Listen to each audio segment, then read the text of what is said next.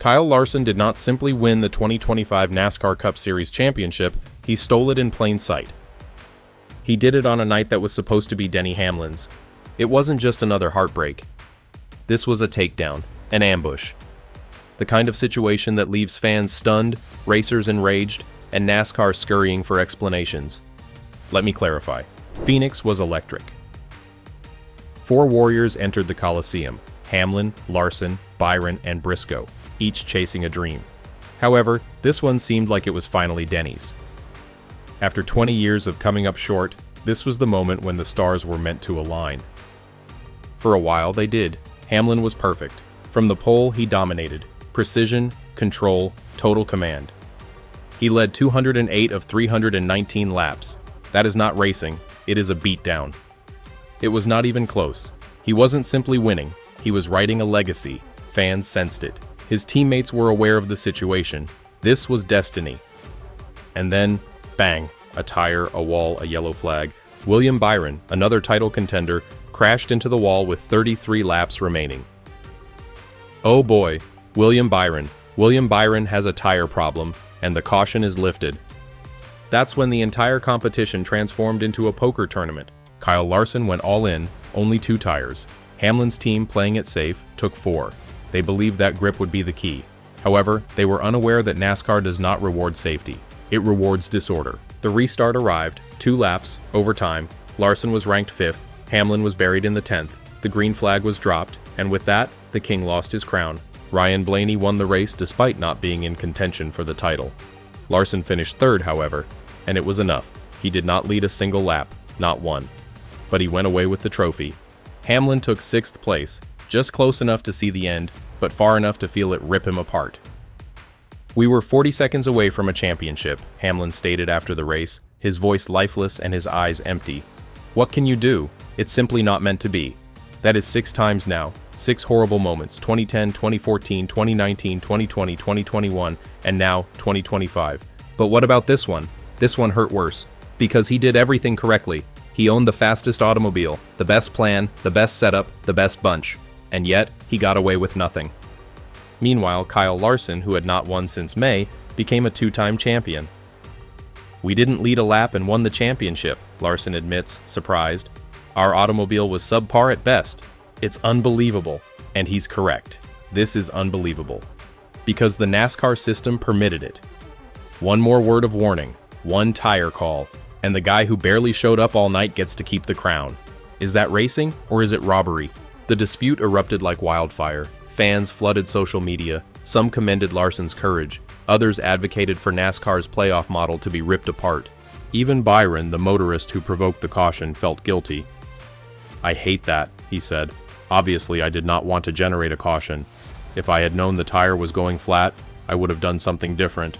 Inside Joe Gibbs Racing, the pain was evident. Crew members sat silently. Some people cried. Gibbs himself did not move. He simply stayed there, watching the moment slip away for the 6th time. Hamlin had hired 3 residences in Scottsdale to accommodate his family and guests. The celebration was planned, the champagne was on ice, but instead of a party, he received stillness. And here's the thing, nobody did anything wrong. Byron did not mean to crash, Larson did not cheat, Hamlin did not choke. But that's what makes the finale so devastating, because someone still has lost everything. Not because they made a mistake, but because chaos chose to crown someone else. Larson made a move, he played the system, he did not flinch. And NASCAR rewarded him for this. But was it fair? Stick with me, because what transpired after the checkered flag only made matters worse for NASCAR. After the checkered flag was raised and the confetti had settled, things did not calm down. In fact, things grew worse.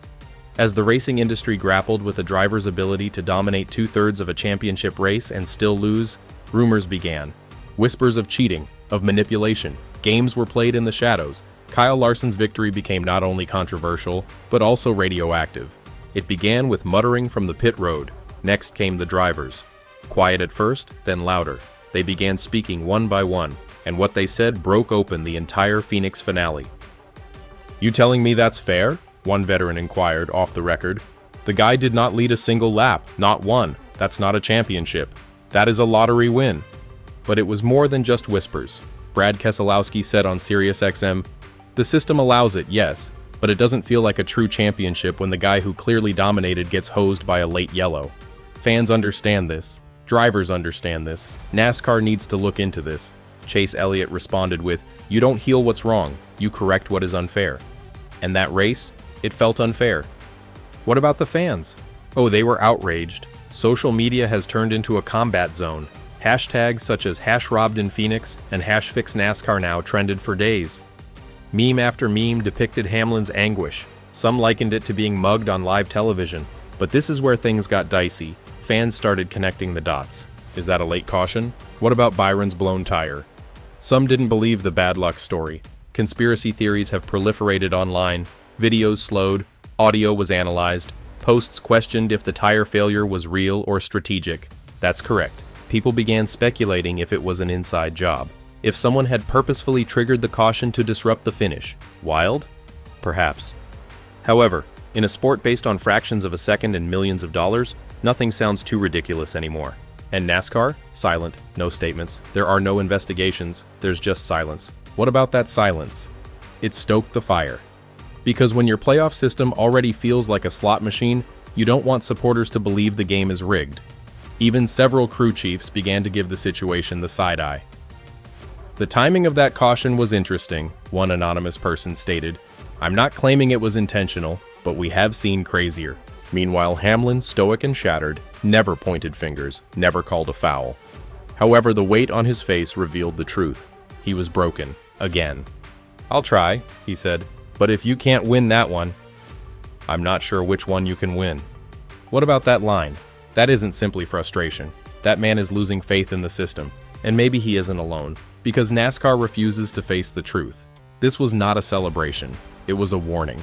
When the best driver of the day, or even the best driver to never win a title, is robbed by pandemonium, something is wrong. When drivers come out of the garage shaking their heads, something is awry. When fans can foresee mayhem better than the competition, something is wrong. And the worst part, it's not the first time. It's simply the loudest. This was meant to be Hamlin's storybook finale. Instead, it is another warning tale. One in which the player with the stats, skill, and season was overshadowed by a structure that prioritizes drama over supremacy. And Kyle Larson? He did not cheat. He didn't wreck anyone. He merely played the hand he was dealt, better than everyone else. That is not illegal. That is cold-blooded. Brilliant? Maybe. Fair? That's the question that rings through every hauler fanbase and dusty mile between Phoenix and Charlotte. If this is what NASCAR considers a championship, what does it say about the sport? Tell me, should Larson be praised for his bold decision?